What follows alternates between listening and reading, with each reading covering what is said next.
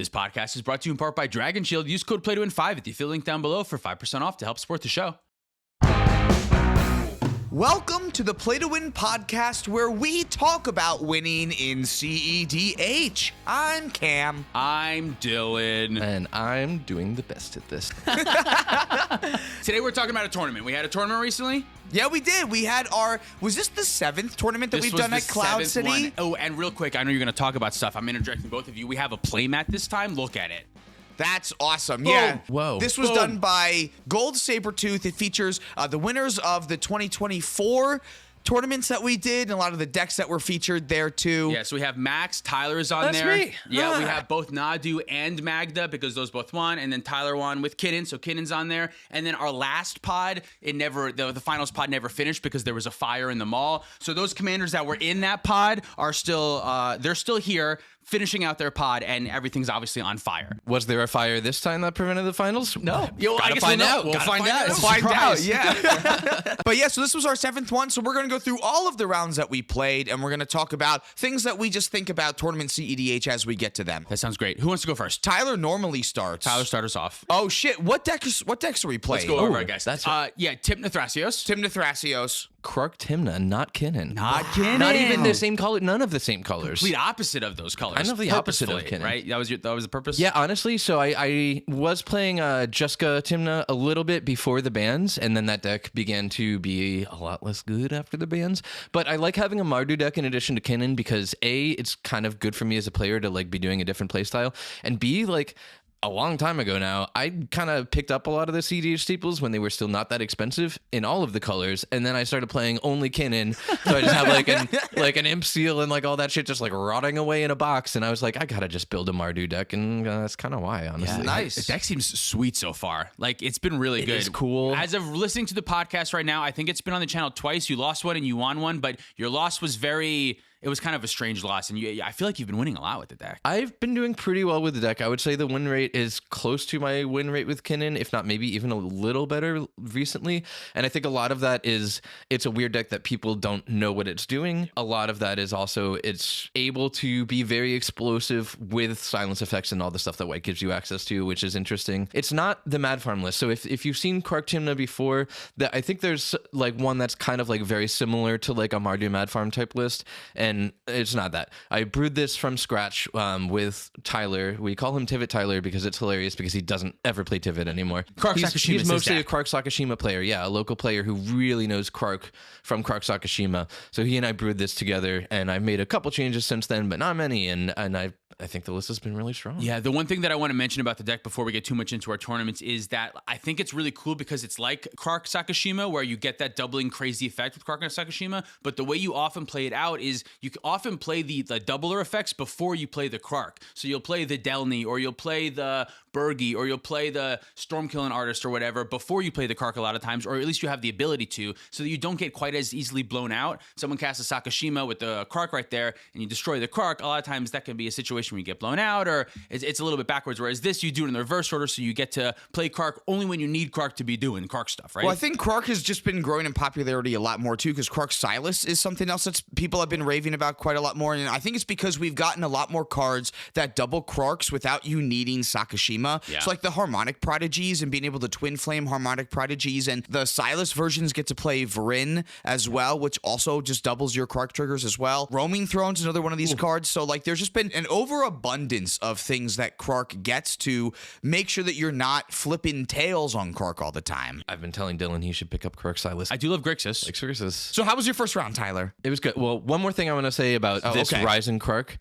This is bad for tournaments. We'll end up talking about this a little more, I'm sure, but KRARK turns can take a very long time, and I perceive this as being a similar problem to Nadu, where I would complain a lot about Nadu's turn equity. Like, how much of the 80 minutes that you have in a round does that player get to take? And KRARK has this problem where I think it can take very long turns where you're legitimately executing actions at a reasonable speed, and Even it with the just best takes pilots. Yeah, and it just takes a long time. And I think this is a problem that we haven't solved yet and should be having an honest discussion about. So if you have the like magic solution to figure out how to do this without it ruining every other player's day, put it in the comments.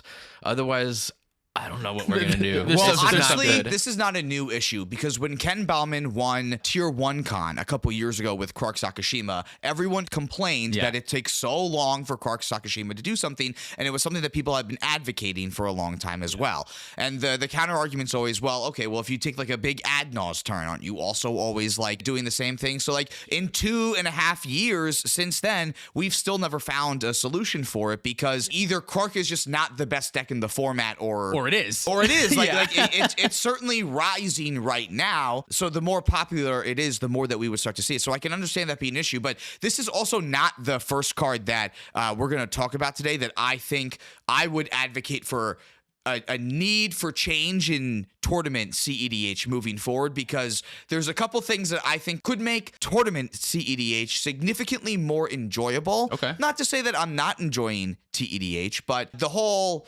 3-hour games, 3.5-hour games thing, one player taking like 45 minutes alone on their turn thing, I can understand that that's something that's not an enjoyable experience for all players. Yeah, a lot of draws, a lot of games going over, and then not after the game goes over, we just kind of like let the game still finish out. If it's on that last player's turn, so if time is drawn on a KRARK's player's turn, they can still take an hour's worth of game actions, even if they're a great pilot. Especially because it's not known that they can win, right? Like it's, what's that called, Tyler? It's non-deterministic. Oh, thank you, Dylan. I'm sorry. I should have had faith in you too. So that's the deck. That's KRARK. We should get into some of the rounds before we get talking it's some more about of the tournament time, stuff. Yeah. So let's hear about your first round, Tyler. So my first round, I was in seat 1 on TYMNA KRARK, T and K as they call it.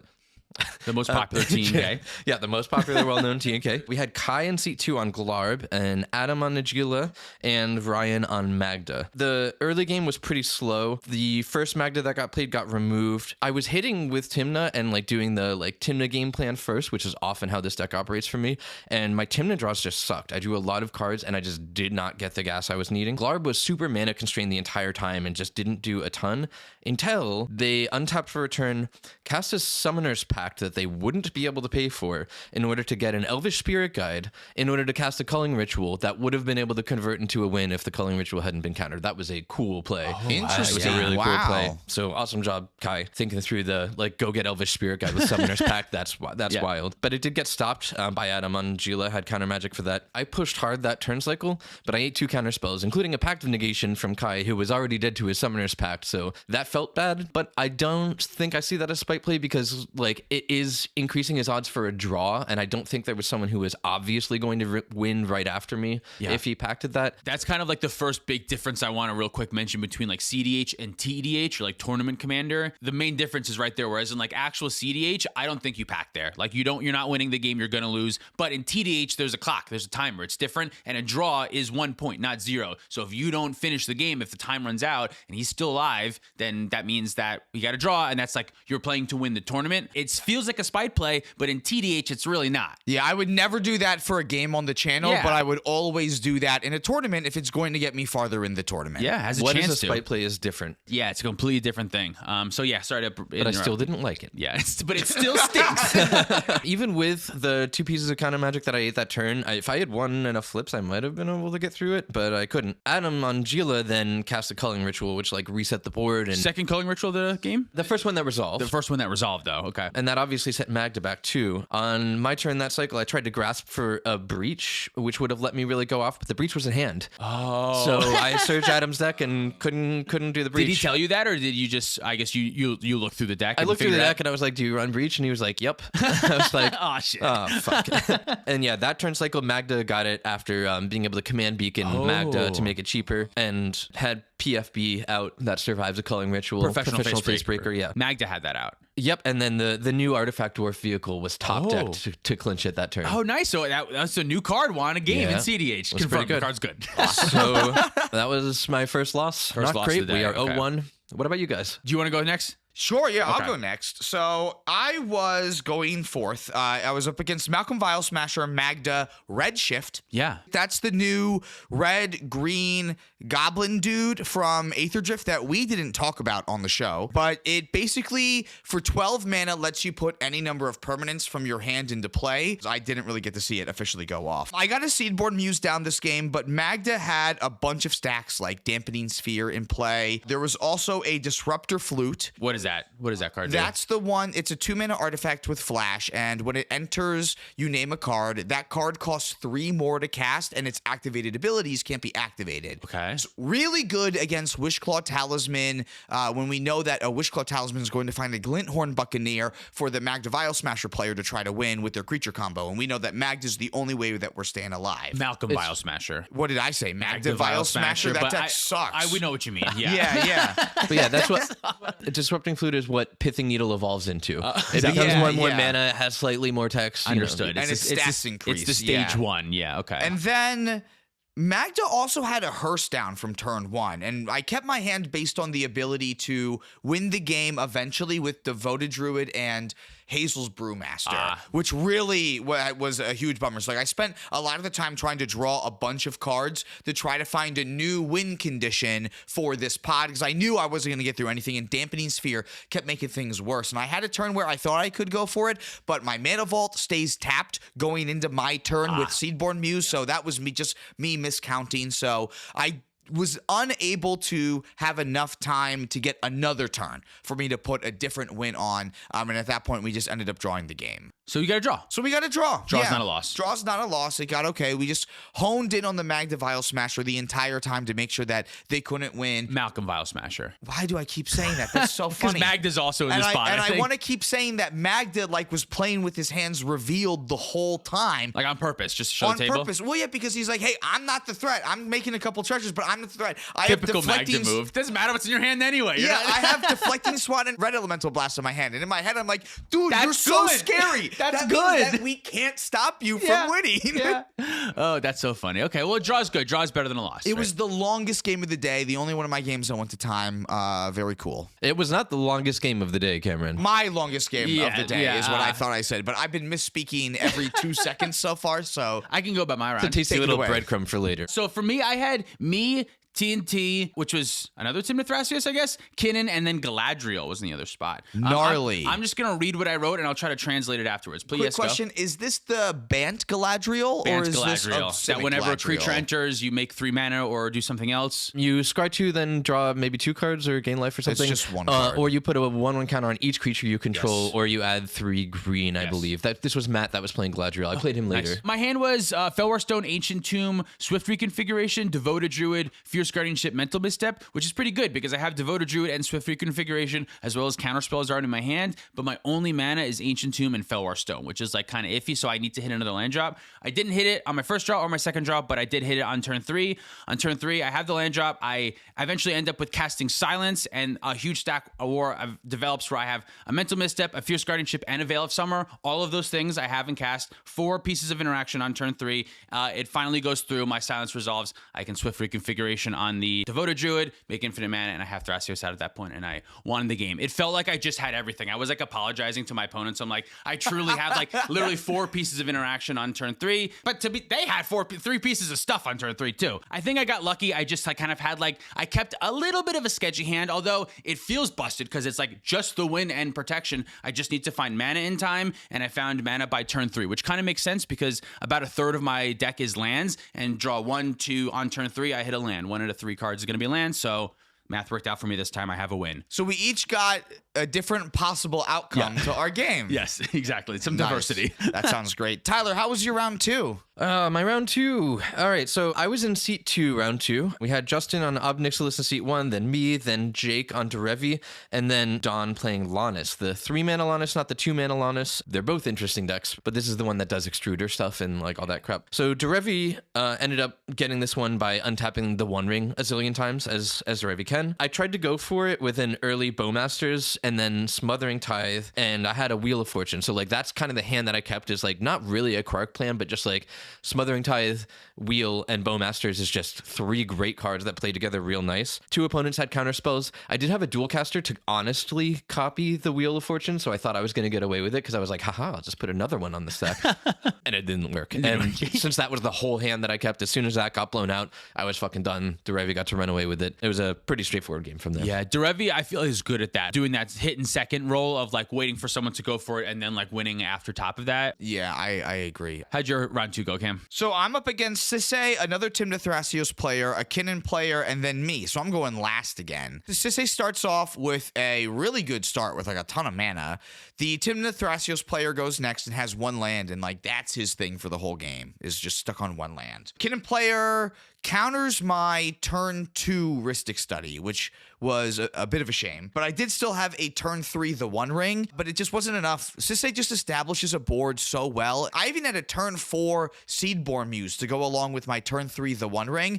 I drew 5 lands with The One Ring. It was exclusively lands that I drew in that whole turn cycle, and had one spell in my hand that couldn't do anything. So Stinky. Sisse won? Sisse cleaned Sisse that won. up super quickly. I should have done more talking, though. That's what I learned that game, because afterwards, the Kinnan player told me that there was a Cyclonic Rift in their hand. If I would have known that, I would have tried to convince them to not just run out a bunch of mana dorks and just be like, hey, Sisse is like in a really good spot. We need to hold up interaction. I ended up not doing a lot of talking throughout the day, and I've been trying to do more talking in general, so Yeah. I should just stick with what I've been trying to do. Yeah, I have to. I feel like a lot of times, it's just so important. So I'm 0-1-1. The 0 in my record is still not where I want it to be. With this point, we also need to, I guess, mention that what we're looking for with this tournament to get into top 16 is normally 12 points. You get 5 points for a win and 1 point for a draw. So normally 2 wins and 2 draws is like a guaranteed in. Sometimes 11 points can get in. So 2 wins, 2 losses, and a draw. Sometimes that can get in. Very rarely, or I guess rarely, but like normally a couple squeak into top 16.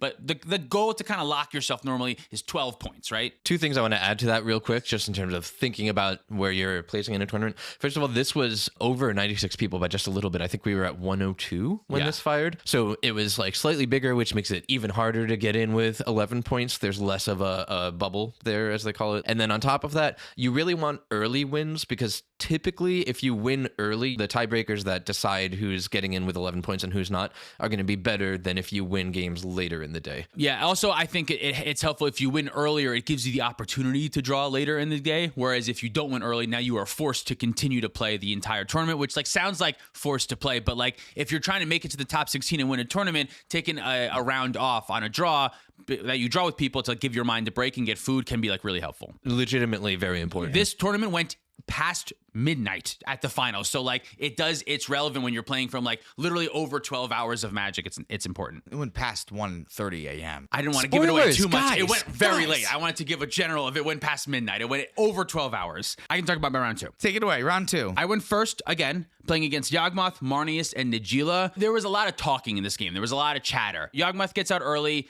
What's the scheming when it enters? Scheming fence. symmetry. The creature. Scheming fence. Scheming fence, is that what it is? When it enters, target creatures' activated abilities don't have them anymore, and it Permanent. has them instead. Target permanent. Target permanent. No more activated abilities for that. Permanent for your Soul Ring, for your Yawgmoth, which is what For your this named One up, Ring. for your One Ring. And then it gains those abilities, which is really nice. So Amarni's player had that pretty early on the Yawgmoth, which was great. For a second, it was kind of questionable with the Najeela, and we were wondering, like, should we be letting Yawgmoth do Yawgmoth thing to keep Najeela in check or something? I went for an early win. I had a squirrel, the Brewmaster, and Devoted Druid. The issue was I cast the Brewmaster early just as like a value Brewmaster to exile someone's mana dork, make a food that can tap for a mana. And then on my turn, I wanted to attack with the Brewmaster. And at that point, I had put Devoted Druid in my graveyard. I was trying to get it off of the attack trigger. What I didn't realize in the math is Yawgmoth can proliferate. So even though the Marni's player only had 3 creatures in play, and I'm thinking that's 3 -1/-1 counters, and I have a 4 toughness creature, I forgot about proliferate, which means that the Marni's player was still able to use Yawgmoth to proliferate and then still in my combo kill my squirrel. At this point, he kind of offers me like a deal of like, hey, I don't want to do this. Like, can you not go for a win? Like, don't do this and I won't do it. Like, we found the line. And at the time, we had been talking a lot, and I was like, you're the late game Marni's player. I kind of want you to trash your whole board so that I can't go for a win right now, because I still got a ton of cards in my hand. And then if you lose your Marnius, which is great for me, like that's how I make it to late game. So I'm like, nah, if you want to like just do it. I'm okay with kind of wrathing your board in order for me not win this turn. And then what kind of happened is he has to block with the scheming thing, which now is dead, and then the Yawgmoth can turn back on, and the Yawgmoth can get to a point where he thinks he can win, but we're now at like almost time of the round, and I tell Yawgmoth, like, I have a bunch of interaction, like I show him a little bit, like I don't think you can try, but like I don't think you're gonna be able to go for it, and if you can't go for it and then the time ends and the Marni's players goes, then we're probably gonna lose. And basically we get to the point where like the round is like almost called, and we just draw. We call it a draw, and then I have a win, no losses, and a draw at this point. Must be nice. At this point, I'm at 0-2, and I'm like, oh, I'm cooked. I know, I'm feeling great. I'm like, Tyler's has 2 losses. I have a win and a draw. Like, this is my opportunity. I can do this. Well, and it was my roommate's birthday, and my boyfriend was out with my roommate for his birthday, and I had told them, like, look, if I scrub out, I might be able to, like, join you for dinner and go out and stuff. Which you probably like looking forward to almost. I text Charlie, and I'm like, oh, maybe gonna be able to see you after all. Yeah. Like, we won't get too many spoilers. Let's just go to round 3 and see what happens next. How'd your round 3 go? My round 3. Okay, so this was I was in seat 3 on this one. I was against Dalton. This is New York Dalton, I believe, not Baltimore Dalton, who ended up doing well in the tournament. This was Kodama Silas Dalton, then Matt on Gladriel, who you played as well, then me in 3rd seat, and then Adam on Nagila, who I played in an earlier round, so I was surprised to be paired in that pod, but be that as it may.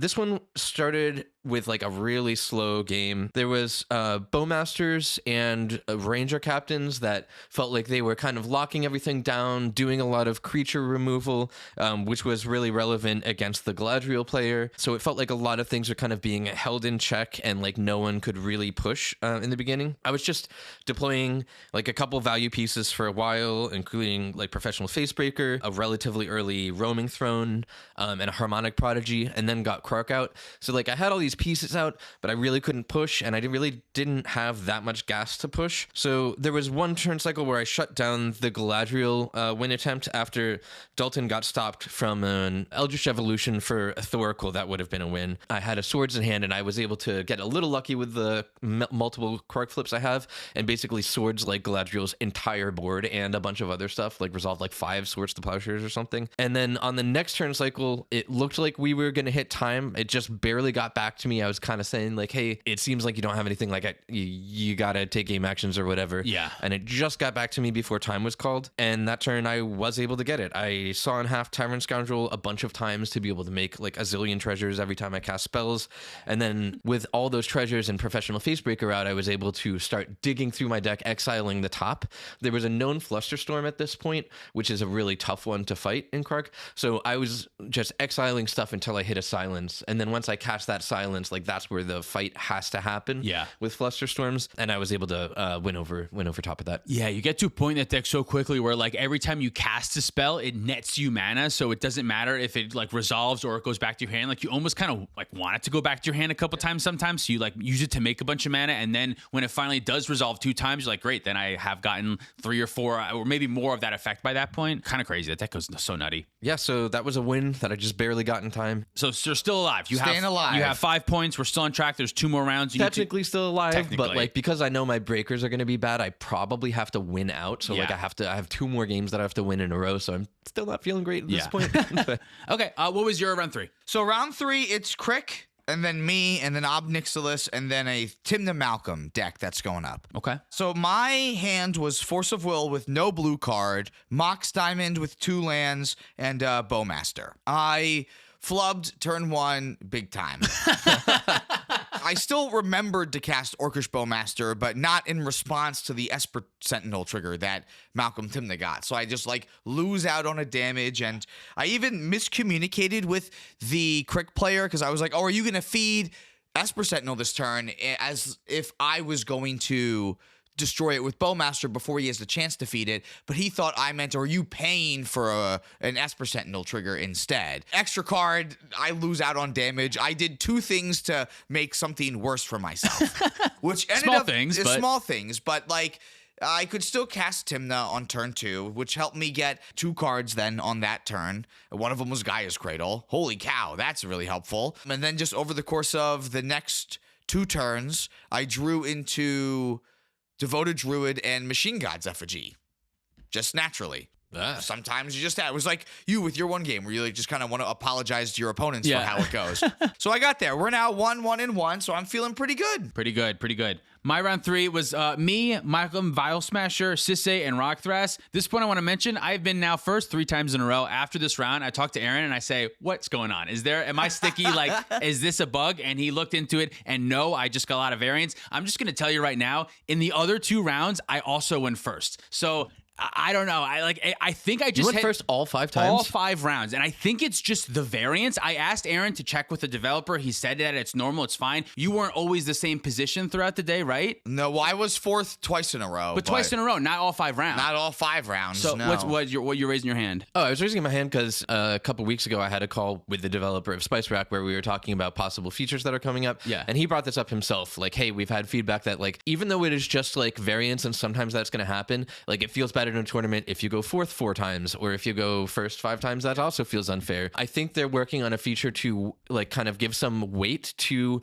seat order so that you aren't going 4th or 1st like 5 times in a row or whatever. So I think that's probably a feature that they're eventually going to implement. In law of large numbers terms, like, it does work out in the wash eventually. Like, it is random. Yeah. But, like, random sometimes means you have those crazy results and those feel really bad, especially if it's 4th 4 times, whatever. I'm sure next tournament I will go last 4 times in a row and be cursing the gods. But yeah, so this time, so far I'm just like I'm like, okay, I'll go first. That's great. But I did talk to Aaron and I did ask him to check to make sure, like, is there nothing sticky with my name or anything? And he said, no, it is just the variance. So is what it is. I kept Mystic Remora, Kinnan, Force of Will, Tundra, Mox Diamond, which is a 5 if you're counting. I basically have the Mystic Remora and then only draw interaction, and my opponents are all playing very aggressive. So if you remember, there's Malcolm, Vile Smasher, Sisay, and Rockthras. Malcolm, Vile Smasher goes for, I think, a turn 1 Necropotence, which I happen to have, I don't know, what, a Force of Will and a blue card for. Plays Malcolm the next turn, and on the following turn plays a Lively Dirge, which, if you don't know, Lively Dirge can just go find Malcolm and put, or the Glenhorn and put it right in play, and he's got Malcolm there. So I'm like, well, shit, like, are you gonna, like, if you don't find Malcolm, I'll let this resolve. And he goes, nah, I think I'll find Malcolm. So I say, okay, all right, if you're gonna do, I'm gonna Force of the other blue negation, card. Force probably. of negation, pitch another blue card. And I don't want to be doing this because I've already mulliganed, but I have had the Mystic Remora, and all I'm drawing is counterspells, and he's putting wins on the stacks, and my opponents are in priority before me. And they go, I don't have anything. So I'll say, okay, I try to do that. Basically, the game goes for a long time, and eventually we, like, kind of run out of time. Like, we know that the time is coming. I have a Cyclonic Rift. I put a Cyclonic Rift on the stack. A big rift? A big rift, overload. The Malcolm player says I have to tap mana. I'm not going to respond to the Cyclonic Rift, but I am going to use this mana to cast this Ad Nauseam afterwards because we're still in their end step. Right. We're at the point now where, like, I know if I counter the Ad Nauseam, we're going to very quickly go to the next player, and we're not at time yet, and I think he can win at that point. I think it was Sisay was after him, so I think that, like, Sisay can win at that point. So we basically get it to the point where I say I'm going to let the Ad Nauseam resolve. The Ad Nauseam resolves. He does it for a long time, and we go to time, and he can't finish, and he can't find a win. Basically, he's still in his end step, but he can't win the games in his end step right now because the mana that he floated was black, and he did find the instant speed extra turn spell, Final Fortune, so he doesn't have the ability to cast it in his end step. And I show him, like, hey, I can counter, like, 1 or 2 things right now, and we all just kind of agree that, like, it would take way too long to finish this game. It would just, like, take, like, 1,000 game actions, so we just call it a draw at that point. That's another one where, had we been playing a normal game of cEDH, that would have went very differently. I think I would have countered the Ad Nauseam. I think I would have let the game just continue on and then hope that it would get back to me, because I did have, like, a reasonable amount of interaction. The other players had a whole bunch of game actions. Marnius had 1,000 game actions they could take at that point. Or not Marnius, Rogthras it was. So that was it. So it was a draw. So right now I am 1 win and 2 draws. I have 7 points. So 1 more win will lock me in. If I have 2 more rounds, as long as I win 1 of them, I can get into top 16. It's getting really hard to win games of tournament cEDH. Yeah. Like, that's something else that I realized. Like, there's so much that can happen. There's so many pieces in play that are slowing down the game. And there's so much talking going on now that, like, it just makes everything take 6 times as long as it used to, even like a year ago. It did feel a lot of the times that if someone puts something on the stack and someone looks like they're about to counterspell, they say, well, all right, before you counterspell, let's talk. If it's a tutor, let me get something else. I'm not going to get a win. I'll get a draw engine instead. And normally, if you have the counterspell, a lot of players say, okay, go get a draw engine. I'm not going to counter your spell because I want this counterspell still in my hand. Whereas realistically, sometimes I wonder if that's not even right. Sometimes you have to just, like, don't let them get a Ristic Study. Like, you know what I mean? But you get put in these situations where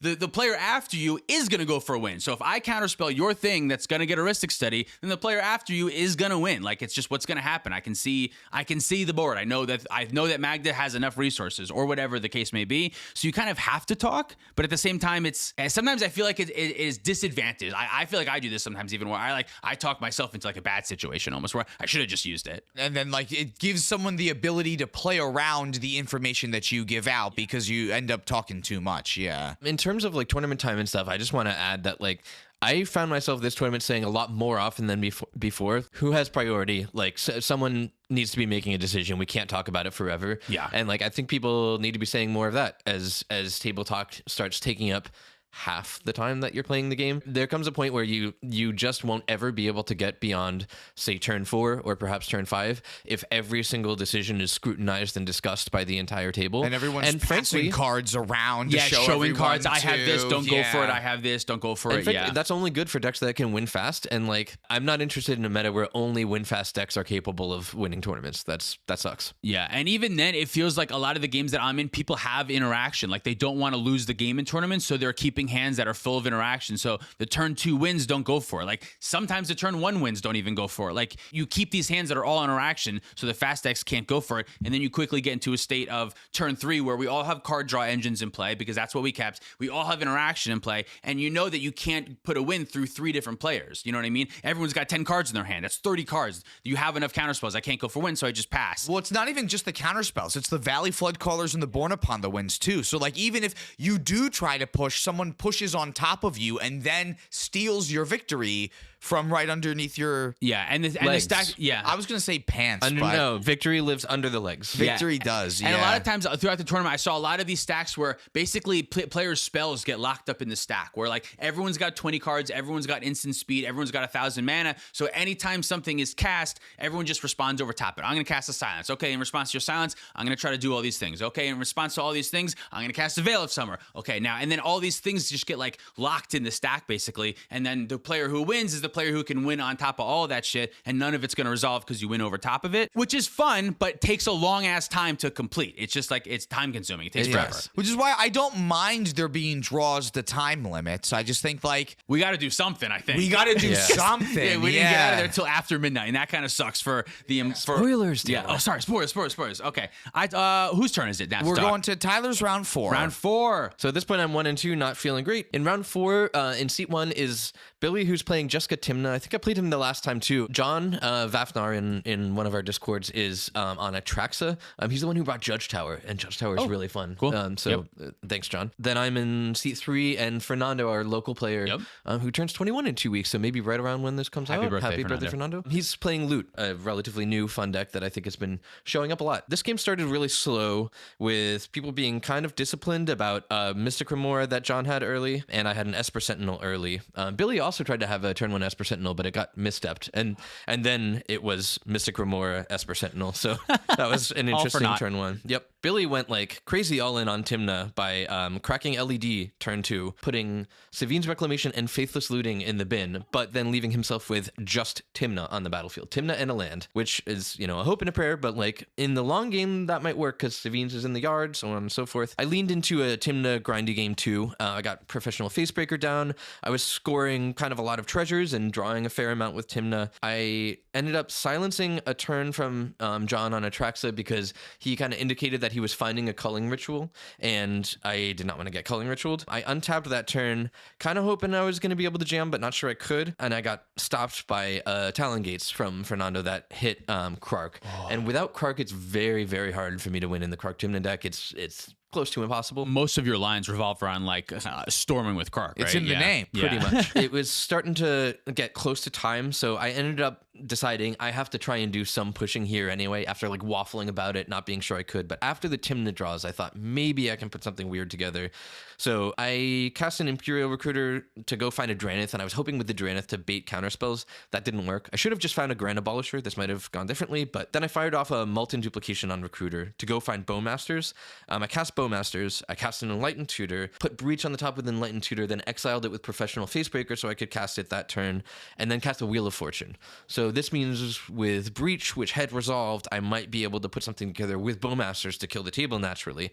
I almost got away with it by killing everyone with Breached Wheels. Oh, if it weren't for those meddling kids? If it weren't for John's Veil of Summer, I killed the other 2 players, and he was able to Veil of Summer to give himself Hexproof from black, so I couldn't hit him with Bowmaster triggers. So it ended in a draw because of that. And I mean, great playing John. One of the wheels got him into the Veil of Summer. It was an interesting pattern. But yeah, so that one was a draw. And at this point, I am feeling probably knocked out because I'm 1, 2, and 1, which is not great. 1, 2, and 1. You have a draw. If you win your next one, you'll be at 11 points. So if you win your next round, you might get in, but you still might not. And I think my breakers are bad because of you lost early. Early losses. All right, what about you, Cam? How was your next round? So it's Magda, TYMNA Thrasios, and then me, and then Tivit. TYMNA Thrasios and me both had turn 1 fish, which felt great. And so everyone else, the Tivit player and the Magda player, decided not to feed the fishes the whole time, which kind of made the beginning of the game very anticlimactic, but also put Magda in a really good situation. Like, Magda can still play dwarves, can still run out Magda, and can still start to make treasures through not feeding fish, and then all just on one turn, you can decide, I'm just going to go for it. So, actually, I think the first TYMNA Thras player had sacrificed their fish, and I had kept mine around, and he only had to feed me like a couple cards before he could start looking really threatening with Roaming Throne and Zorn together, which is making 3 treasures per Magda activation. So, I showed the Tivit player a Worldly Tutor in my hand with Mox Amber and my Thrasios there, and I say, this is all I can do, and I just show them that, and that's enough to scare the Magda player into having to think of a new line entirely. Oh, you spooked them. The problem with bluffing, though, is that if they call your bluff, they can still win. Yeah. So he just finds a different line that he could still go for, and he still won the game. And I showed him the Worldly Tutor, and he was like, "Oh man, I can't believe I fell for that at that point." It was such a fun game. Magda's still such a cool deck, so yeah, really good win. So now I am 1, 2, and 1. I'm kind of in the same boat as you, Tyler. Like, But with better breakers. slightly, because I only got a draw in that first round, so I still don't feel amazing, and I followed that draw up with a loss. So we'll see.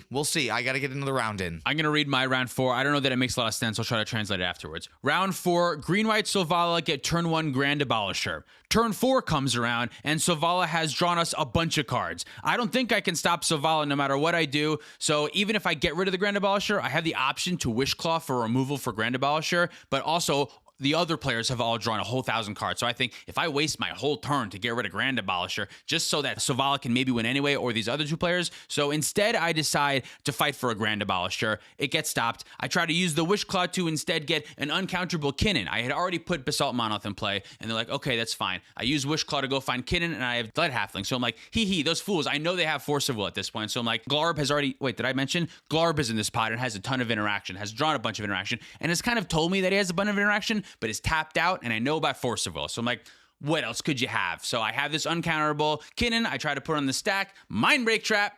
Of course. So my Kinnans get Mind Break Trapped. I spend my whole turn to like try to fight over this Grand Abolisher that gets countered anyway, try to fight over this Wishclaw Talisman. I do all these things. I blow all my stuff, blow everyone else's stuff up, and then, or blow their counter spells out. And then I think I don't feel that bad because then I pass to Sovala, who has a Grand Abolisher out, and then just wins Will Sovala, untaps Sovala a bunch of times, draws us a bunch of cards, and eventually gets us somewhere. What do you got? I think you should just clarify that this is Parlay Sovala, the white-green one, not mono-green mono-green. Sovala. I think I said green-white, but in case I didn't, yeah, specifically the green-white one that says every time it taps, it reveals a top card of each player's library. He makes a bunch of mana. Sovala makes a bunch of mana and draws cards and has a bunch of things that can untap Sovala and just draws us through our decks, but it doesn't matter because Grand Abolisher is out. Yeah, only really works when a Grand Abolisher is out, but that's pretty cool. It was kind of interesting. I played right into Sovala's hand because it basically gave everyone a bunch of resources, and then I was the first one with a bunch of resources to go for it, and then the other players, they have a bunch of resources, so they have enough to stop me. I was kind of getting cocky thinking like, I have either Grand Abolisher or Delighted Halfling. I have like a very protected win, and y'all are tapped out. So like, yeah, you have a bunch of cards, you have to just have the right free stuff, and they didn't. So looking back, maybe I should have just, with the information that I have, I should have Wishclawed for removal spell for Grand Abolisher and say, hey everyone, let's try to stop Sovala. But I didn't do that. I tried to jam instead and got punished, and Sovala won. That's funny how Sovala just pushes the whole win second, win the game issue. Yeah, because someone's going to fall for the bait like I did and say, well, I have enough to go for it, and then the other players will... Hopefully, the goal, I would imagine, is to be able to stop them. Probably not good if, like, you pass to, like, the blue player and then, like, you're only against other Rakdos decks. That's probably not as good right there. I imagine there's some turn sequences that make it different, but the turn 1 Grand Abolisher made it kind of an easy game for Sovala, I want to say, because they could just, like, kind of freely give us a whole bunch of cards and not really care about it. That's funny. Yeah. Wow. So I got my loss, so now I'm going into round 5 knowing that I must win my next round if I want to get in. A draw won't do it for me because even if I get a draw, that'll be 3 draws and a win, which which is 8 points, not 11. So I have to win my next round. So we're all kind of banking on winning in. We're all in that situation, and it's not necessarily winning in because we're all at 1 win equals 11 points, where maybe you make it, maybe you don't, right? Yeah. Well, no, I'm at if I win, it is a win in it because Oh, I I'm already sorry. have a Okay. win and 2 draws, which means if I get another win, I'll have 12 points. And from what I understand so far, 12 is a lock. I don't know. There might, if it plays out super weird, maybe it's not that, but 12 has always been a lock. But Cam and I are in the 11 point We're situation. we're in a little stickier situation. I feel like my hands are Precarious. covered in jelly. Sticky. Jelly. Sticky. Take it away, Tyler. How did your last round go? Okay, so round 5, I was in seat 1, and then Diata in seat 2. That was John. Andrew was on Tyam in seat 3, and Zach on Tivit in seat 4. This one, I played DRC Pass. I kept what felt like a slow hand, but Lotho is a card I love seeing, and turn 2 Lotho in seat 1 feels pretty good. Really good, yeah. So I played DRC Pass. Diata played Ragavan. Tivit was on a Mulda 4, poor Zach, so didn't do much. Turn 2, I played Lotho and Pass. Diata hits with Ragavan, casts an Entomb, and then Animate Deads the Abdul Adrian that was just entombed. A lot of times you think of Abdul Adrian as an infinite mana combo that then just wins on the spot, but you must remember it also, when a thing leaves the battlefield, it makes a 1/1. So this play was just, it's turn 2, I'm just going to make infinite 1/1s and then say, you have something or you lose. You need to be able to kill infinite 1/1s or win or you lose. And this is on turn 2, so Yeah. we're like, That's kinda fuck, tough. we're Okay. toast. Yeah. We're absolutely dead. Neither of my other opponents do a lot, but I do ask Zach on Tivit to play 2 spells to get a Lotho trigger, because I'm looking at my hand with a Beseech the Mirror in it and thinking, maybe, if I get very lucky, there's a way that I can go find Ashling, the 4-mana Ashling, because if you hit its second Magecraft trigger, it deals 2 damage to each opponent and each creature your opponents control. So it one would answer, wipe yeah. all the 1/1s. And I'm like, I think this is the only way I can not lose the game here. So he does cast 2 spells. I get a Lotho trigger. I'm at like 2 treasures, but still not feeling great. Do you communicate that it's because you want to cast an Ashling, or do you say I need? Yeah, I said the whole thing. I was like, we were communicating super openly. Everyone's just like, you're the only one who can maybe even stop this. Yeah. Like, I'm like, this is what I'm hoping for. This is what I can go for that I can think of. That's, we'll see if I can do it, but I don't think I can. So I untap. I do have a Deadly Relic in hand, so I know I'm going to be able to hit at least 1 free spell for the Ashling.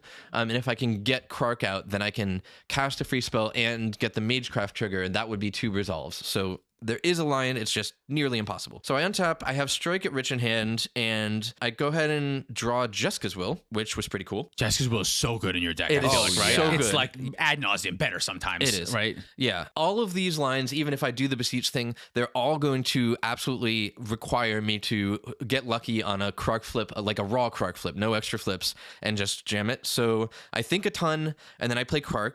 I cast Strike at Rich and then make 2 treasures, so I won the flip on that, also critical. And then I also win the raw flip on Jessica's Will, targeting someone with 5 cards on hand, so I make 10 red. And off the top, I exile Bergie, the 1 ring, Diabolic Intent, and 3 lands. Then I realized that the 1 ring would give me protection, which means I wouldn't die to infinite 1/1s. Nice. My opponents would, but I wouldn't. So I'm feeling like, okay, I at least have a backup plan where I don't die. But I did all this talking about going to find Ashling. I think I should still try and go and find Ashling, wipe this so that I don't just let my opponents die and then have to survive another turn somehow. This still Just doesn't feel you're good. gonna have to get rid of him anyway, Yeah, right? Just get rid of him. 100%. So I try to Diabolic Intent, sack Lotho, and I miss the flip on that one. I then sack Hog, Hope of Kirapur, and Fat Hogs, And I like really emphasizing. I sacrifice sack hog. Say that word as long as you can every time. Hog. And at this point, Zach points out that I should have just sacrificed the KRARK with Diabolic Intent, because then it would definitely resolve and I could go get the Ashling and do the thing. And I was too stupid to see it. But at this point, it's too late to now do that because I've spent too many treasures and now I'm kind of screwed. So I had Kaspergy before these Diabolic Intent. So I'm generating a lot of red, but I'm constrained on other pips. I end up casting 1 ring and I activate. And I draw Delny. This feels really good right now because that doubles KRARK triggers, and that makes it feel like maybe I can get somewhere. So I cast the Delny. With the extra KRARK triggers, I am able to finally resolve a Diabolic Intent. I sack Bergie for this one, and I get a Tavern Scoundrel and a Dark Ritual with the 2 Diabolic Intents. This lets me start to go up in treasures because the Tavern Scoundrel also triggers off of Delny twice. Which gets insane. Every time you win, you make 6. Well, how many treasures do you make? Every time you win, you make 4 treasures. 4 it makes 2 treasures. on its own. Delny doubles it. Yeah, 4 treasures every time you win a flip is nuts. Yeah. Pretty good. I'm able to then saw in half the Scoundrel a few times, which gives me plenty of treasures to start jamming win cons, because I still have that Beseech the Mirror. So I start sacrificing a treasure to bargain Beseech, and then copies of Beseech are also bargained, so I can cast the spells for free, and I'm able to just put together a win, which I sort of felt bad about because I was like, I'm going to go find Ashling, but like I drew the Delny, everything went right. I got unbelievably lucky with flips in that game. I had no business winning this game. Did you ever get Ashling in play? I never got Ashling. I would after you set up the one, I would have still got Ashling in play and still tried to do it just so you could just like kill all the creatures and then win afterwards. But fair. It already took long enough to take these 1 million game actions. You didn't want to waste the time. Okay, cool. So you got to win. So that means you're maybe in top 16. So I'm at 11 points, but didn't think my breakers were good. Somewhere around here, I go get pizza because this game ended early enough that I can finally eat for the first time that day. And I look at the breakers and I'm like, okay, they're not as bad as I thought, but they're not amazing. It depends on where everything else lands and how everyone else's breakers land. So I think I'm probably still not making top 16, but I don't know, and I have to hang around and find out. Okay. You're round 5. So I got up against Magda, Stella Lee, New Loot, and then Meath. I didn't go last 5 times today, but I went last 3 times. So I mulled to 4, and this game, You're over it. I was can tell so you're already over over it, it. Like yeah. 4 on the last game. Dude, it wasn't even going last. It wasn't even the mold of 4. It was Magda goes, turn 1 Chalice of the Void into Sphere of Resistance. Chalice on 0? Chalice on 0, Zero, yeah. yeah. So I'm looking at my hand like, all right, well, I can't cast Soul Ring. I only have Bayou as my only mana source, so I play Bayou. Loot also only has lands and does nothing else. Yeah. That was the whole game. Magda ran away with it. I never drew a second thing. I cast Pact of Negation, paying 1 mana for it, so it would get countered by Chalice of the Void for fun. That was the only spell that I cast that game. So that was a very quick end to my day. I bought a box of Dominaria remastered, collector boosters, and lost money on that too. So it was a fun. But opened some good fun cards. I opened a lot of good fun cards. I had a good fun day. I learned a lot. I should just keep talking in games. We were talking earlier about how like don't talk because it takes too much time, but we'll also talk because it is extremely advantageous. Sometimes that's how you have to win. It's like you have to let stuff happen. Yeah. My round 5, my first words are lose to KRARK. I'm not even I lose to KRARK. So Not me. not you. Tyler, the other Tyler who we talked about earlier, who you I teamed brewed up this deck with, yeah. Yes, Tyler beat me in this last round. I lose to KRARK. I play turn 1 Delighted Halfling, turn 2 Thrasios, sword something on KRARK's board. I know that Tyler is a great player. I talked to the whole table about like we need to be doing stuff. So I sword something on KRARK's board. I think one of the wizard, whenever a wizard casts a spell, it triggers again, Harmonic Prodigy. I end up swordsing that. I go back and forth. Should I kill KRARK? Should I kill that? I decide to kill the Harmonic Prodigy. Maybe that's wrong. Maybe I should kill KRARK. Nope, that was correct. Okay, cool. Sweet, that's what I thought. Turn 3, I have TYMNA Mox Amber to hold up a turn 4 Smothering Tithe, which someone tries to steal enchant. I Swan Song it because I'm like, oh no, KRARK's about to do a bunch of stuff. I would like some treasures to interact. So I Swan Song the steal enchantment, and then everyone's still really afraid of my Smothering Tithe, which makes sense. TYMNA Thrasios with a Smothering Tithe is good, but so is fucking KRARK. So then we go to KRARK and Sakashima's turn, and in that player's turn, the same player who tried to steal enchant my Smothering Tithe has a Force of Vigor that destroys my Smothering Tithe, and then also I think like a relic of mana that the KRARK and Sakashima has. They're on Legends. Relic of Legends. Relic of Legends. I think he was on Relic of Legends. Maybe it was some other type of I mana think rock. it runs that, yeah. So he destroys that too. So I'm like, my Smothering Tithe is gone, but I guess at least you killed that rock thing too, so that we're fine. We have a bunch of interaction. I have Beseiju as my last piece. Maybe I shouldn't have used the Swan Song on the first Steel Enchantment, but that felt insane to give another player a Smothering Tithe. So I Swan Song that. And then basically Tyler got very lucky. If I remember correctly, I don't know if it was this turn or another, but he gets a copy of a Desperate Ritual, which makes him like a raw KRARK, so he gets 6 red mana. He casts a cantrip, give your creature haste, draw a card, and at this point he has like found another clone at this point, so his red cantrip is a draw 3 cards, and he just is able to do the KRARK stuff. It feels kind of very early in the game, but he just takes like 40 minutes making game actions the whole time, and eventually gets to a win and crushes us. After I feel like we had a ton of interaction for him, so it kind of just proved that like KRARK's resiliency can be really good, and sometimes variance is bad, and I don't know, maybe I could have done something else. I feel like I was like, even afterwards, he was like, you were really telling the table like how to pick me apart. I was like nervous there, and even after I did all that, it still didn't matter. So KRARK is really good. KRARK kind of feels like a mid-range hell breaker because it allows you to, in those convoluted games when everyone has a bunch of cards, if your counter spells can sometimes be double counter spells, like it can get kind of nutty really out of hand really Not quick. only that, but their spells can't always be countered Right, either. 'cause there's two of them. sometimes There's a they'll copy, Go, yeah, sometimes right. they'll just go to hand, or sometimes you can't deal with both versions. Right. That's the funniest thing about copying spells is like suddenly it requires 2 counter spells to stop the effect, which is so weird. much more. Yes, Yeah. yeah, exactly. And then oftentimes you have to do things in like weird orders. Like I don't want to have to kill this Kark because Magda's right there. But like if I don't kill the Kark, you win. If I do kill the Kark, then Magda wins right afterwards. So you get put in these positions of like you have to communicate with the table. Who else has got interaction? You know what I mean? I don't want to use this here, but we got it. So the weirdest thing about KRARK is that sometimes it feels like Wandering Archaic of all things. yeah, I guess that kind of makes you just get an extra copy of everything. But for yeah. yourself, For yeah. yourself, yeah. So yeah, I lost, so I'm out. That's it for me. I'm kaput, but Tyler gets to go to top 16 probably, so great for him. Good for him. I don't know about probably. Oh, but- sorry. I meant the Tyler that I lost to right now, but you right, also, right, yeah, right. well, maybe. Yeah. Let's just talk about what happened. Yeah. Because you did get into top 16. I did. I could not believe it. I was exactly in 16th place. I was the bubble. I was the last one to make it based on my breakers. And this makes sense to the narrative of my life, though, and I want to explain why. The dinner that everyone was going to for my roommate's birthday that I mentioned, other Tyler. Which is funny. That's a third Tyler. Yeah. That Tyler's name is also Other Tyler. Tyler. Other Tyler, though. We call yeah. him OT or First Other name Tyler. Other, last name Tyler. And he hates cEDH. Oh my God. He loves real life shit posting. So he decided for his birthday, what we're going to do is put on suits and go to Olive Garden, which is Its own thing. I don't really fuck with chain restaurants, so I was kind of dreading this, but I love him and I would do this for him. So like, I'm like prepared for it. But in an act of a God that I don't believe in, I barely make the bubble so that I am not going to be able to go to Olive Garden and like, sorry, made semifinals. I don't know what to Wow. tell Oh, you. you can't I'll go. meet up with you Yeah. after for drinks. Yeah. Damn, I should have just gone to Olive Garden. Dude, we should have gone in your place. Yeah, that would have been so funny. Yeah. How did your semifinals round go? Sure. So This is around 8:30 that we're starting semifinals. Just a heads up. That's where we're at right now. Semifinals 8:25, 8:20, 8:30, somewhere around there is when they start. oh no, wait, I just had it up precisely. Give me one second. Because John Vafnar did actually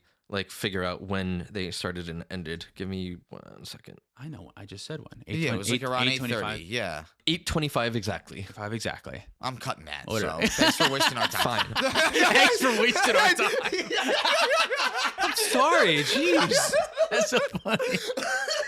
All right. Cam. Semifinals. We're all Semifinals, Tyler's yeah. made it again. I go up to Tyler and I go, Losers Club. And he goes, nope, I made it. I'm like, you fucker. And then I go eat for the first time that My day after favorite that. part was that after you lost your second round, I said, "Oh, hey, well, thanks for playing bad for us today. Now Yeah. everyone else has a chance." Yeah, and, nope. And now here you are in the top 16. That's awesome. Yep. So we're at top 16. We've made it to the top 16. Cam and I didn't make it to top 16. But Tyler did. Here's your top By 16. we just mean the podcast. The podcast. We've gotten there. We have Bryant on TYMNA Thrasios, Drew on Magda, Ryan on the Master of Keys, Hunter on Hashaton, Charles on Sisse, Jared on Silvala, Green-White Silvala, the very same one I lost to, Jake on Derevi, Tyler on KRARK and Sakashima, the very one that I lost to, Jim on Thrasios TYMNA, Kyle on Crom TYMNA, John on Redshift, Carmen on Loot, Ben on Malcolm Vile Smasher, Ben on Rograk Thrasios, Dalton on Oswald Fiddlebender, and Tyler on KRARK and TYMNA. Oswald Fiddlebender made the top 16. Also top forward our Convoke tournament. That was not long before that. And I think top 16 the previous Play to Win tournament too. Yeah, Dalton has been on a tear with Oswald. This Oswald deck is nutty. I highly recommend go checking it out. It can win from,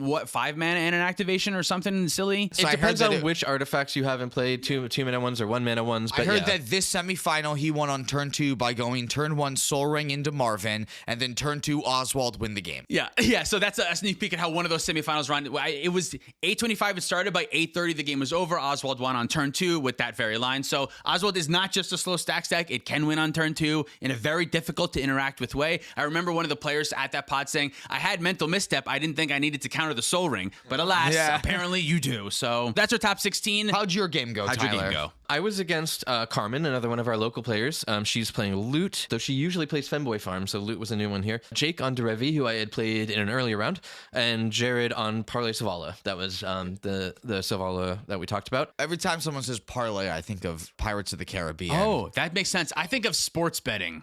Brain's been Oh, destroyed. I know. gross. I don't even sports bet. That's what parlay makes me think of now. Gross. I Fucking only know what sucks. a parlay is because I watched a video about how to hate sports betting. Basically, is Oh, what it really? was. We're saying this wrong too, though. I think it's parley, not parlay, because parlay is a word that means something different. No, Oh, parlay and parlay are different? No, like to parlay is to meet with a bunch of people. And No, to have a parley is to meeting. meet with a bunch of people.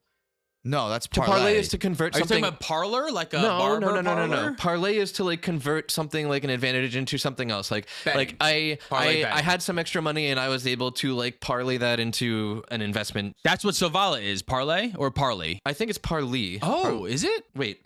Well, I just Googled parlay and the first thing that came up was FanDuel, so now I'm a little confused. That's what's using it as the form of, oh, I have extra money. Let me put it all into here to try to up my odds. This is Parley, Ley, not parlay, but parlay is the one that relates to betting and also. This feels like it should be that, though, because you said parlay turns something into something else. That's what parlay is? And parlay, this is turning a tap ability into cards and mana. Yeah, what does parley mean? Parley is a spice. It's like- you mix. No, that's you mix parsley. like thyme and like parley. But are you saying parley time, like the store, parley time? Parley they sell time. balloons and Yeah, stuff. they just went out of business. Well, now that we know what these are, This is why they didn't make some. will you tell us about your round? That's true.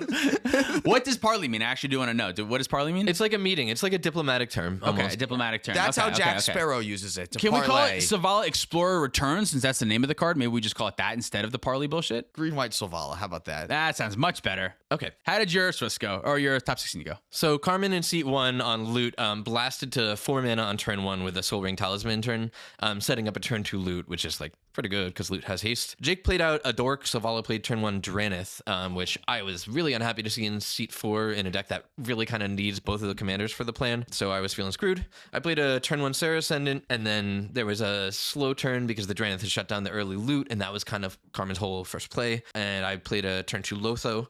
Dranith was still holding everything down, keeping the game slow. Carmen played a Kinnan and started to be kind of on the slow activate Kinnan plan in a not Kinnan deck, which is like not where you want to be, but means she's at least like doing something Making game to actions. advance under Dranith, which I kind of can't. At this point, I'm like thinking like I'm gonna have to try and kill people with Sarah Ascendant. I guess I don't know. I'm not doing anything. Derevi activated to get Derevi in play and was starting to do to threaten big mana stuff because there was a Fanatic of Ronus, there's a Mana Vault out. These are things that Derevi can untap. Jared at this point dropped a Vexing Bauble, or maybe it was the turn before, not sure. So going into the next turn, Carmen main phase flipped a Hullbreaker Horror, which is like, oh, now she can bounce things that are stopping her from winning. This is very alarming. So she tried to bounce Soul Ring, looking like it was going to be one of the infinite mana loops since Kinnan was out, but got shut down by a Silence. On Jake's turn, she cast a Born Upon the Wind and started going for it again. Yeah. With a Derevi activation on the stack, a Derevi activation that looks like it might be able to win itself because there's a Fanatic of Ronus, and if Derevi untaps Fanatic of Ronus... Derevi like activation from the command zone to put into play, or like a Derevi trigger? Yeah, I think this was put into play, so we didn't know what it was targeting yet or how this was going to go. So she tries to go for it with the Born Upon a Wind. The Born Upon a Wind does resolve. Jake also had a Blind Obedience down, which was making my Lothos treasures come in tapped and, stopping some other stuff. She also Boseju'd the Blind Obedience in order to be able to do the Hullbreaker line, because obviously otherwise you can't. So she removed 2 of these stacks pieces, and she taps down low enough that I'm able to get away with a Pyroblast targeting the Hullbreaker to shut down the win at that moment. Jake tried to go for it by birthing potting into Emil after Carmen got shut down on his turn. And from here, with Emil targeting Derevi for an activation, he was tapped down enough that this was the interaction point. So if Derevi enters at this point, it will untap Fanatic of Ronus, and Fanatic of Ronus makes 4 mana, which can activate Emil again. This is an infinite mana loop. But I have Saw in Half in my hand and enough treasures, because the Blind Obedience result was removed, enough treasures to cast Saw in Half. So I Saw in Half the Fanatic of Ronus, so it will no longer be able to tap for mana. It will be summoning sick, and that's enough to shut down the win attempt on Jake's turn. So I'm like, whew, like 3 win attempts in a row. I can't believe we're even still alive. Savala casts an Allosaurus Shepherd. I'm looking at my hand thinking, I'm not sure I can win, but if I don't try and do something to stop Dranith from coming back down, I'm almost sure Dranith is coming back down, the one that Carmen had just bounced. I respond to the Allosaurus Shepherd by casting a Silence, because I don't want more stacks pieces to come down that are going to stop me from doing anything.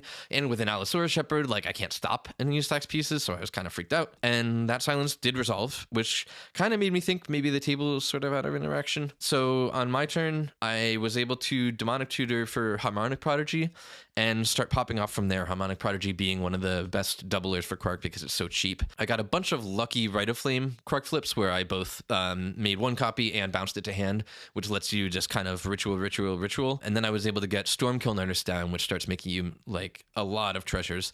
I eventually assembled a slow value victory with an Imp Seal drawing into a Flexible Tutor, using the TYMNA attack to draw off the top for the Imp Seal, and then that Flexible Tutor let me tutor up all the other stuff in my library I needed to win, and I got it. Yeah. And I shouldn't have. Nice. I remember watching from a side, watching you destroy or saw in half a Ronus, the Mana Dork. And I'm like, how is Tyler making these insane plays and still making it? But yeah, stopping the win is kind of relevant. You have to do that. That makes total sense. Yeah, you sure do. So you're making top 4 now. You're in top 4. It means I'm going to be in top 4. And that game wasn't that long. I think it maybe took us an hour. And so I'm like, all right, well, it's like 9:30. We might get out at a reason. I'll at least be able to meet up for people with drinks after Olive Garden. And then not the case. Yeah, unfortunately, I didn't really know anything about your game because I spent most of the time looking at this other game that was still going on at that point that had every player had a heuristic study. It was the game went on for 3 hours. The game went on for 3 hours and 56 minutes. Oh wow! So it was almost a 4-hour game. Just shy of the 4 4-hour hours. mark. Yeah. And it was wild. There was a lot of talking. There was a lot of pushing that players were trying to do while there were other heuristic effects that were in play. And it was just a hell of stacks that people were getting into. It got to one of those situations where everyone was just like responding to other shit on top of stuff. Eventually, the Rograk Thrasios player won with Hullbreaker Horror, just winning over top of stuff. And I looked over quickly, and the Hullbreaker Horror is uncounterable. So he was able to flash that in, and it's in play. And then off of I'm going to cast Mox Amber. Someone's going to counter that. In response to the counter spell, I'm going to flash in Mox Opal. In response to that, I'm going to counter something, et cetera, et cetera. And all these counter spells just kind of get locked in the stack. And eventually, he was able to create infinite mana with the Hullbreaker Horror and win with Thrasios. I'm going to explain this just a little bit more because that's such a long time for a game to go. It's not just heuristic studies. Another important fact is that for a chunk of this game, there's also a Smothering Tithe in play. There are 2 players with Valley Flood Callers who also have heuristic studies.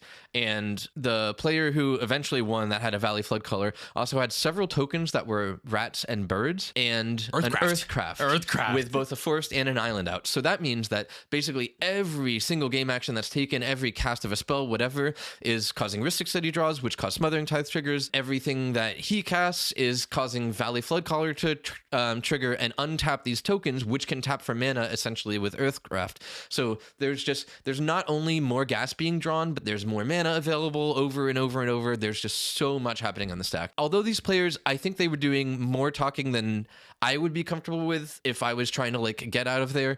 They weren't really being unreasonable. There was so much going on. There were so many triggers that they were playing at a almost reasonable pace. Yeah, but it definitely did make me swing around to I think I'm on board with the heuristic study ban side now. Yeah, interesting. I never really want to advocate for a ban in really any situation because I love all the cards in Magic and I want to be able to play as many cards as I want. But in the middle of the Swiss, it's not necessarily as big of an issue because we can just say, okay, we're going to draw the game because we have to end this turn. And maybe we'll even be able to say, hey, if you can't put a win together 10 minutes after the round's called, then it's a draw. It's still a draw. Yeah, it's still a draw because we have to move on with the day. But in the semis, you need a winner. You we need have someone to go figure the out. finals. Yeah, you can't draw into the top 4 and go, Right. well, there's 6 of us here now. You can't do that. So you need to be able to find a winner. And I think that if there's a way we can make the general play environment better to make there not be consistent 4-hour games because there were many other games throughout the day that could have gone on that long if time constraints were around. I talked to a lot of players that got 3 draws, 4 draws throughout the day. Like I said before, it's so hard to actually get wins in cEDH tournaments right now that I think heuristic study turning off the availability for as many Smothering Tithe draws to happen, which means that there's less Valley Flood Caller triggers that happen. It just means that there's lowers the volume on everything. Exactly. We have Mystic Remora, but Mystic Remora you have to pay to keep it around. Players can play creatures to play around it. All the other ones, like the frog and all the different options, are not off of all spells. Esper Sentinel is the first non-creature, so they're all much less. Heuristic Study is just by far and away the most powerful. But we already talked about how when you pass priority and then everyone has to respond and talk about what's going on, how that takes up as much time. When there's also heuristic study triggers on top of all that people have to decide if they want to respond to. Do I want to let you draw? It just adds 50 other decisions to every single turn that happens. I don't think I'm gonna tell Wizards or anyone that I know who's in the Commander Advisory Group, hey, you should look to ban heuristic study, but I will no longer be sad if that card goes away. And I think I would actively be happy if it did. I think I'm kind of in the same boot. Sorry, no, go ahead. I see an argument for it, absolutely. I think my fear is that it feels to me at least possible that now that Wizards is taking control, that they maybe unban Jeweled Lotus. My fear is that if heuristic study is banned and Jeweled Lotus is unbanned in the same move, I don't think that will be good for the cEDH meta because I think you make mid-range much worse and make very fast commanders and explosive like turn ones much better, and it just becomes possibly like a very fast format. But that's super speculative. I can't say that would happen. I don't see that. I don't think that will happen, unbanned. but I hope that something like that kind of does happen because I like cEDH because it's a fast combo format. Like, not saying that I don't like this mid-range Hell World now. I do like it, but what draws me to it is players winning on turn 1 or 2. I think that's really fun. So I would really enjoy if we do make a push to make cEDH quicker so that we aren't going to turns all the time. We aren't getting as many draws and people do have the resources to push through turn 1 and 2 wins. I think that's neat. I know for a lot of competitive players that sucks because they want more agency in the game, but I like got that. into cEDH because it felt like Vintage Cube a lot of the times, and now it doesn't feel like Vintage Cube at all. Yeah, it's much different now. What I love is explosive turns, and what Yeah. you're describing are explosive turns, but you can also have explosive turns way later in the game. That's That's true. very much how the TYMNA KRARK deck are. But like operates. that's like watching a movie for 2 hours to have one exciting thing happen at the end and then like have nothing else go on. Well, like it's still- that's yeah. great. Like if the story can still get me there, and if I'm in the mood for a story,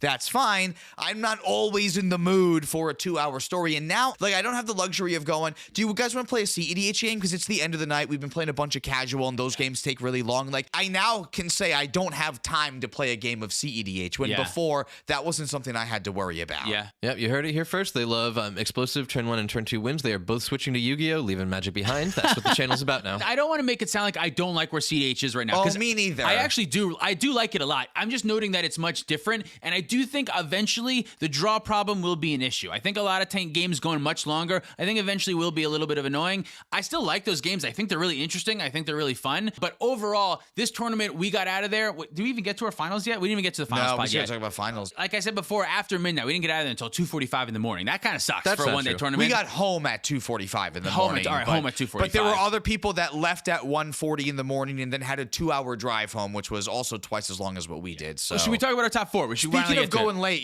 let's talk about your top which started, 4. Do you have the time? Started at 12:26 12:26. and ended at 1:37 a.m. We have in the top 4 Malcolm Vile Smasher, Rograk Thrasios, Oswald Fiddlebender, and KRARK and TYMNA. On this one, I actually didn't take notes for it, but I think I remember it pretty well. So we're just gonna go for it. I was in seat 1. On seat 2, we had Ben, who was playing Malcolm Vile Smasher. This is a Pirates deck. This is the deck that I tried to stop the Necropotence and the Lively Dirge on my tournament a long time ago. This is that same player. And then we had another Benjamin, on Rog Thras. That was the one that was stuck in the really long game. So poor guy had like 10 minutes between rounds and then had to just start playing again. This was also in my player with the Marnius player and the Yawgmoth. I think this player was also one of my rounds too. And then in C4, we had Dalton on Oswald, who we've talked about a bunch of this podcast too. I didn't play against any of these people all day. Oh, yeah. okay. Interesting. I didn't play against well, Dalton at that's all. why your breakers.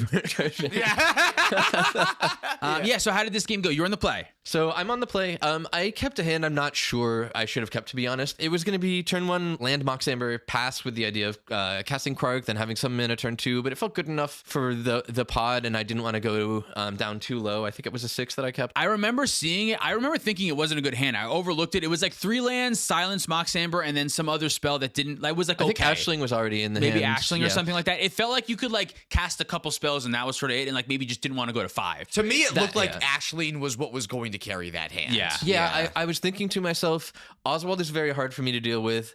There's a Rog Thras deck that plays a lot of dorks. I feel like Ashling is actually pretty good in this pod. Yeah. So maybe rather than go to 5, I just accept a 6 that can maybe trigger Ashling on like turn 3 if I survive that long. Hopefully we can do get it some out, yeah. Timnaing. Yeah, we'll see how it goes.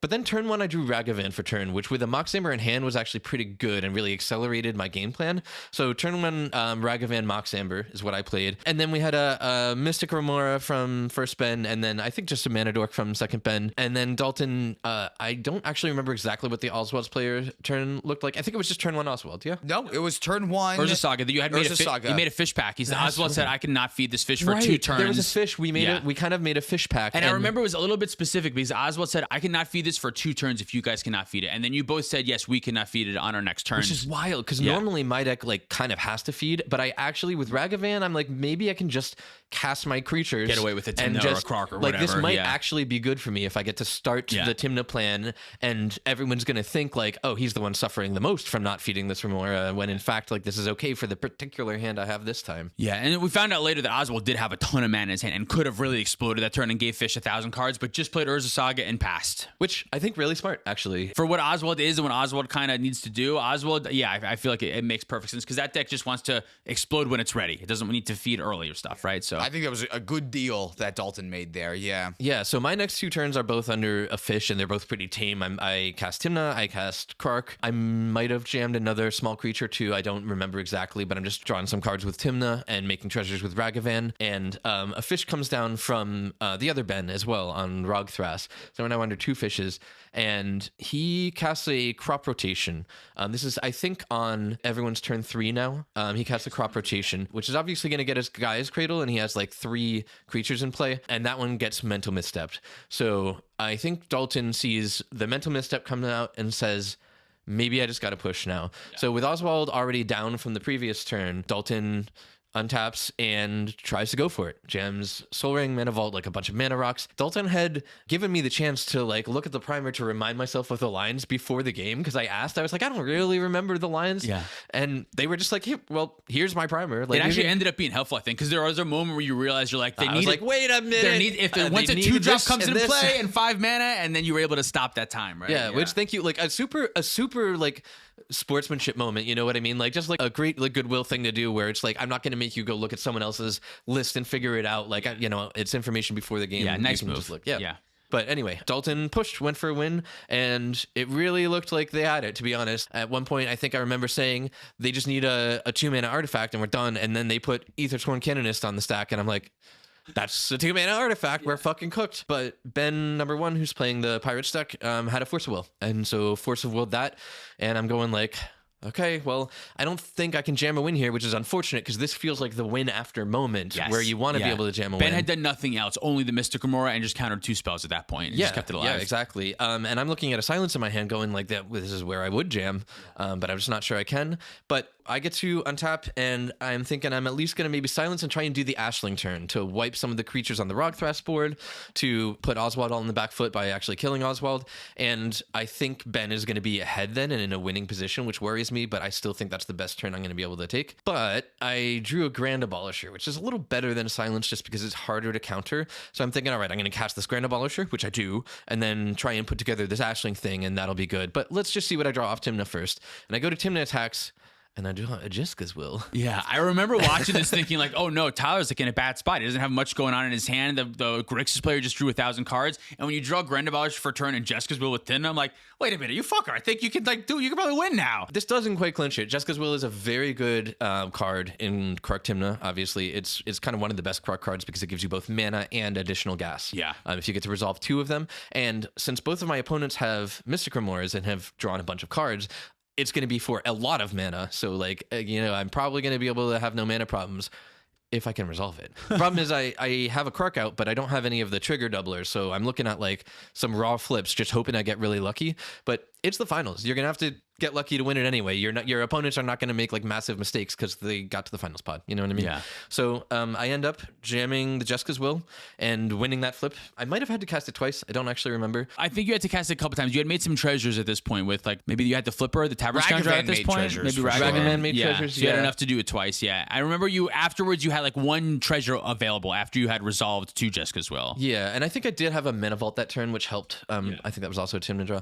But anyway, so I do get to resolve a Jessica's Will, which exiles a bunch of cards for me, and those cards include Angel's Grace, some other stuff, and I get to make all this red mana. So I deploy Ashling, and Ashling is going to help me a little bit in this regard because it will trigger every time I cast a spell or copy a spell, and part of that trigger is discard a card, then draw a card. So I'm going to be able to start digging through my deck a little bit. The problem is I'm only at like 1 card in hand, and Ashling makes that really weird because sometimes you don't want to discard that 1 card. And you discard first. You discard first, right? You discard first, then draw. It's rummage. Ooh, and when did your Necropotence get into play? I did cast a Necro. I think this was later because I think I cast a Necro after I cast a Final Fortune, which is something I drew into with... I remember you cast the Necro before the Final Fortune, but you had cast cast like a culling ritual or maybe some other stuff because you need black mana at the point that we're currently at to get to Necro. Yeah, there was a culling ritual where I'm pretty sure I had to win the flip on that, and did. I ended up putting a Necro down. I don't remember why in the moment, to be honest, or what I needed the Necro for at that moment. I think it was the Final Fortune. You were going to try to just take an extra turn and see a couple extra cards with it. Because I know that you had the Storm Kiln artist that you could follow all this up with too. So like you were gonna have 1,000,000 mana. You just needed a couple more cards to get yourself there. Yeah, that's exactly right. So there was a point that I remember really clearly where I had another 50-50 moment where if I didn't have this flip go the right way, I was gonna not be able to do it. I was gonna lose the game. So I had a Final Fortune on top of my deck because I had tutored it with, I think, Imperial Seal. I don't know, a top deck tutor. I need to be able to draw it and cast it, but I can only do that by casting a spell to get the Ashling trigger to discard a card in hand and then draw this Final Fortune. But the only spell I can cast is the Angel's Grace that I hit off of the Jessica's Will.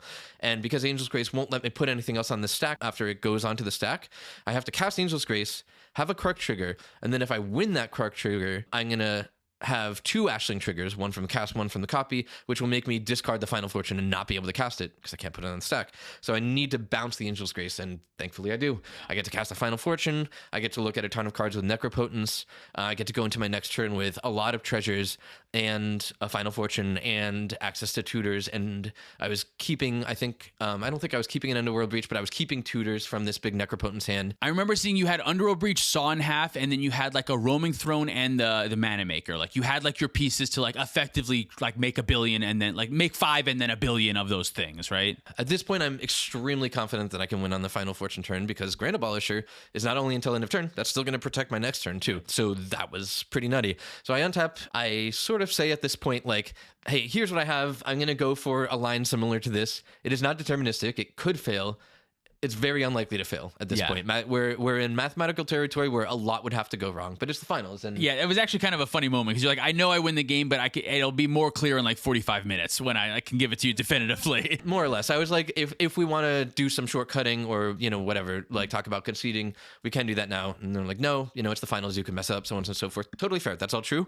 So I'm like, all right, we'll talk about it in 45 minutes. And we do. Yeah, it took 45 minutes. so You were making game actions the whole time. yeah, You were going quick. In fact, you were missing triggers too. Like you were skipping stuff that like didn't matter. After you had like make 8 treasures off of this thing, do it again, make 8 treasures. You would miss another one. Like, all right, I missed another one. Make another 8 treasures. Now I have 24. Whoop-de-doo, right? Doesn't Ashling also make your red mana not leave your mana pool too? I should have actually had the red mana from the previous turn go into this turn. Because you still had like 14 floating red mana that you couldn't do anything with that turn. You needed more cards. It just didn't matter. It I didn't wasn't matter. actually mana constrained. That was the funniest part. Was that who gives a fuck about 14 free mana? Yeah. But it didn't matter. You were able to make 1 billion mana and then just basically copy your Roaming Throne over and over, right? Or something? Something Yeah. Saw in Half Orcish Bowmasters. I got Harmonic Prodigies. I had Tavern Scoundrel. I started Saw and halving the Tavern Scoundrel and the Harmonic Prodigy because by getting extra copies of those, I get more KRARK triggers and more KRARK triggers and more Tavern Scoundrel triggers and more Tavern Scoundrel And then triggers. like every spell makes 15 treasures. Every time you cast a spell, if it goes to hand or if it goes to graveyard, doesn't matter. I hit a point where it becomes clear that I'm going to run out of cards in my deck if I don't kill my own Ashling. So I had to do that. I tutor for Soul Partition to get rid of my own Ashling, right. Yep. which was ugly and weird. I also initially tried to go for a line that I thought was going to be fast to just try and close out the game and get it over with by casting Oboe Masters and starting to wheel a fortune.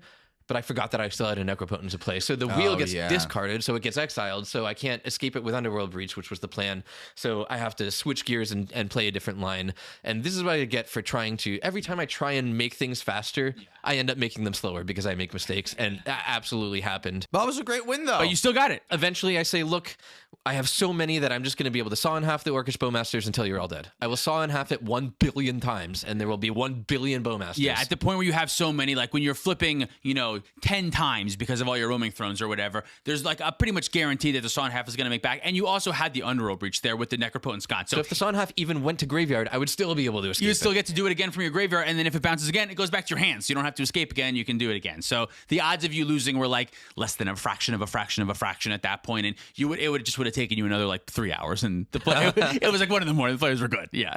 So nice. So you won. So that means next year you're going to be on the playmat again for the 2026 with Cloud KRARK City and playmat. TYMNA With both KRARK on and it TYMNA. too. Yeah. I'm so sorry, everyone. This ugly mug. Please, for our next tournament, come and beat Tyler so he's not on it 3 times. If you end up looking at my TYMNA KRARK deck list, which presumably is in the description below, I have not frozen one for the tournament, so I reference Ashling a lot. Immediately after this tournament, I cut Ashling. I said, I am fucking done with this card. It feels bad a lot of the time. I also cut Necropotence, which we also referenced. So if you're looking at my list going, Or they're cheating? No. I mean, yes, because KRARK is basically cheating. But cut Ashling and put in Faithless Looting instead. Cut Necropotence, put in Tainted Pact instead. I haven't tested the changes out enough yet, but I am feeling good about them. So anyway, I'm still working on this list. If you have ideas, let me know in the comments. Thanks so much for watching. If you want to support us directly, you can listen to Cam as he talks about all the ways to do so. Thanks, Dylan. If you want to support us directly, you can do so at our Patreon, like our $100 patrons David Newman, Pat Fires, Spangler, Demetrius Clark, Larceny Roars, Your Boy Blue, Sparky B, Insomnia, SC Phillip, Olden Groupie, Gecko21, Caleb Ritchie, Zach Hartley, Reactive, Sean and the Ice, Gare Bear Garrett, Luke Cook, Joshua Day, Demon of Rosgrees, Peter Stewart, Cornell Wild, Uncle Butts, Nick Foles, Godo9, Kwaja A. Hamid, Lauren Connell, Scott Hawk, and Baby G-Bus. If you want to check out any of our merch, you can do so at our website, which is playtowinmtg.com. Thank you, Dragon Shield, for supporting the show. Use code PlayToWin5 at our affiliate link down below for 5% off. And you can check us out on social media, too. Everywhere you can find social media at PlayToWinMTG. So thanks so much for watching. We'll see you next time. Thagid, Lil Sad Loner, Ghost Stories, Sarcastic, Roy Turner, Bill Bob, Mystic Muffin Man, Zachary Coulson, Jabaha, Mace the Ace, Dalton Poteet, Justin, Man Solo, Jacob Depp, Jan Wildfang, Thomas Bueno, and David Nelson. We're in the wrong reality. This is the wrong timeline. Something's off.